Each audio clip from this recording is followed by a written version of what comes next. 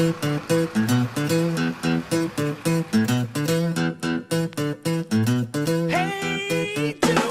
now.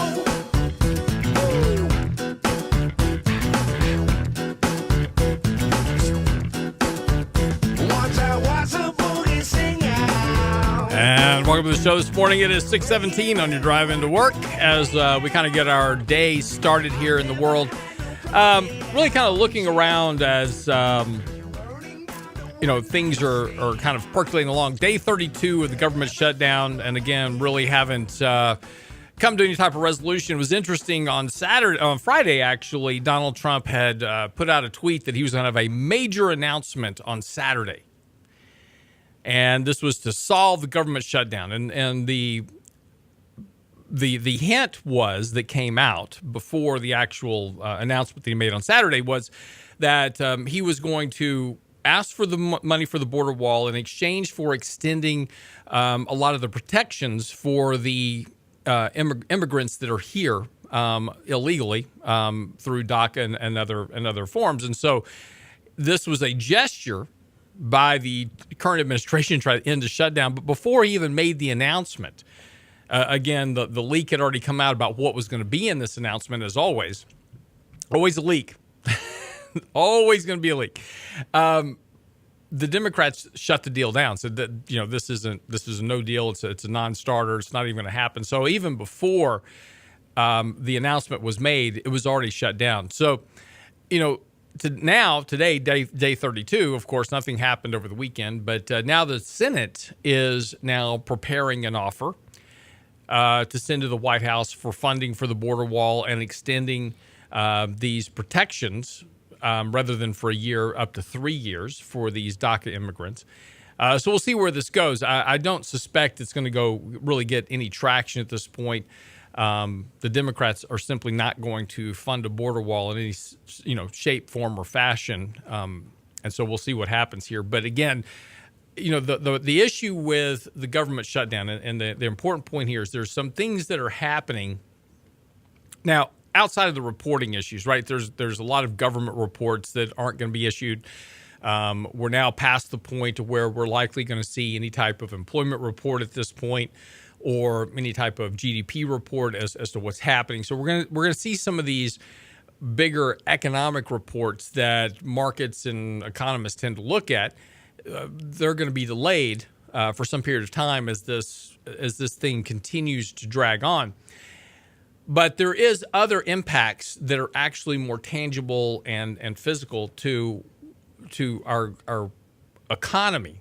The longer the government remains shut down. Now look, I'm completely okay with the government shutdown to get what you need. And this is something that I had talked about for several years during the previous administration when we were trying to negotiate budget. And it's kind of ironic because, we're talking about back then, we're trying to negotiate a budget. We had this administration that was kind of runaway deficit spending. And, we had repeatedly, I talked to senators and congressmen on the show at that time saying, hey, stand your ground here and, get what you need and negotiate a deal, even if it requires the government shutdown, because we've been through these before, all right? And they do get resolved, and then people go back to work, and they get paid, and most of these individuals are on furloughs, so they're still getting paid even though they're not working. But even if they're missing a paycheck currently, when they go back, that pay gets made up. Is it painful in the short term? Yes, but in the end, it all works out fine. So use the leverage to get what you need. Now, this is something that we never did previously.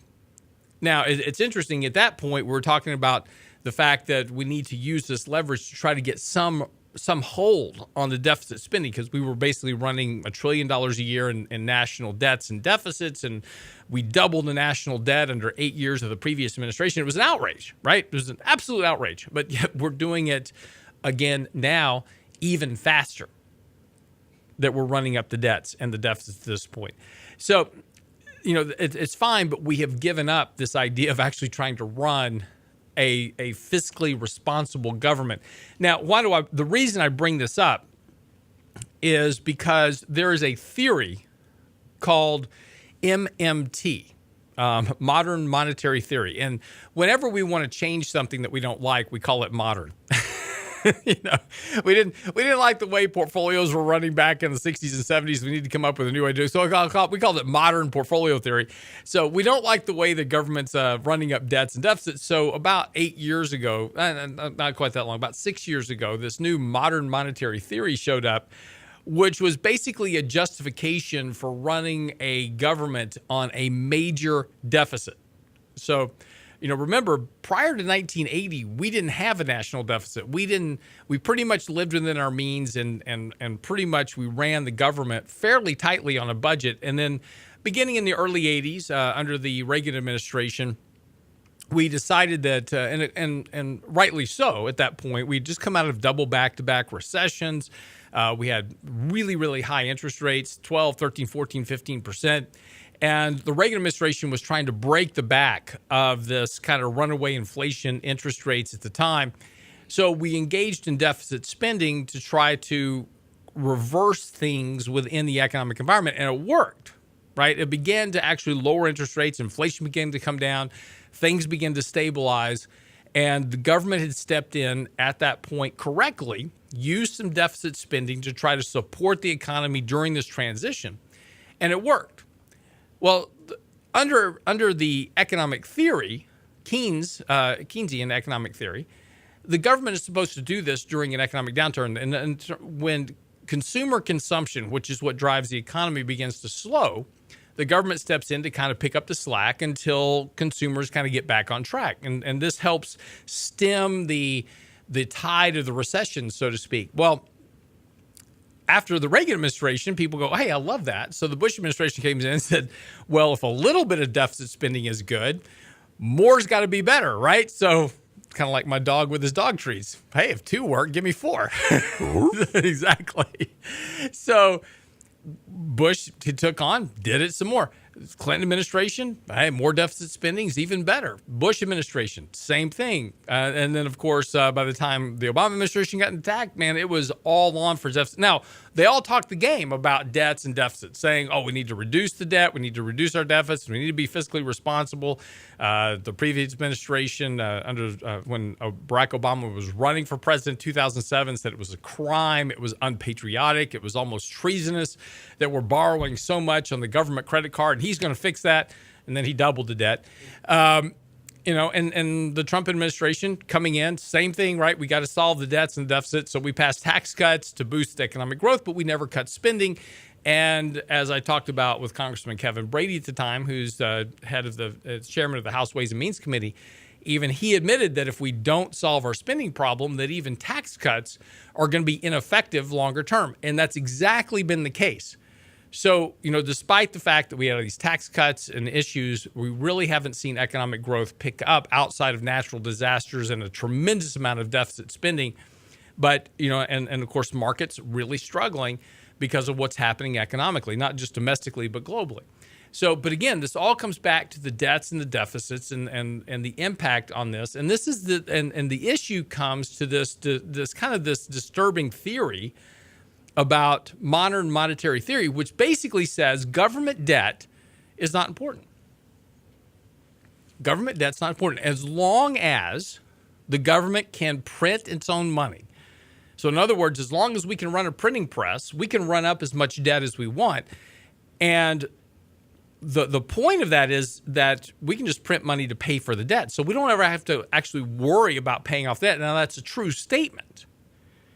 As long as we can print currency, think about it this way. And again, I talked about this the other days. You really can't compare a government to a household, but think about it this way, is that you've got a bunch of credit cards. So you go out and you buy a new car, you buy, new clothes, you buy a new stereo, whatever it is. Nobody buys stereos anymore. That's how old I am. Buy a new Walkman, an 8-track tape player, whatever it is. You're so retro. I know, right? Whatever you want to buy, you buy it on your credit card, and then you've got an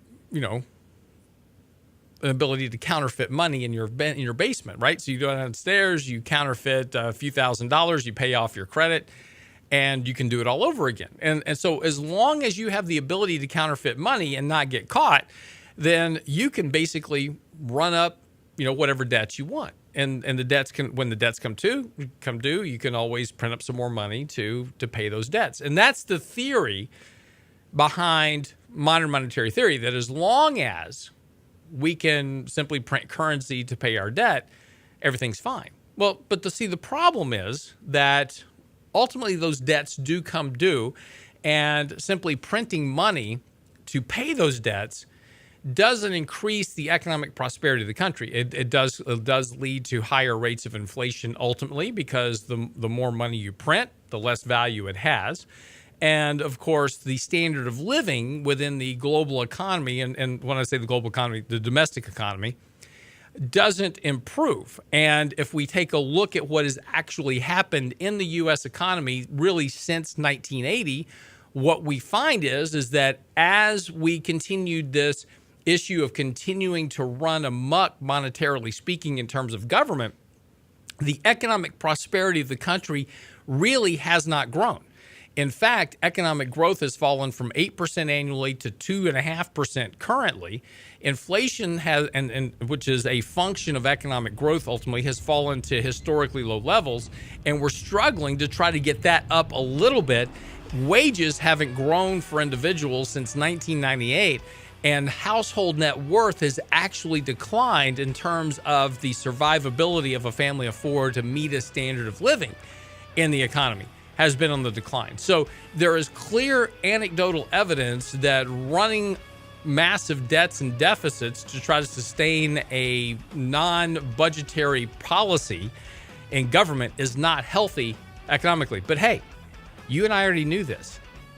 Just the government hasn't figured it out yet. We'll be right back after the break. I'm your host, Lance Roberts, right here on The Lance Roberts Show. Get by our website, lancerobertsshow.com. Get our latest blog posts, videos, and more. It's all there for you. Be right back.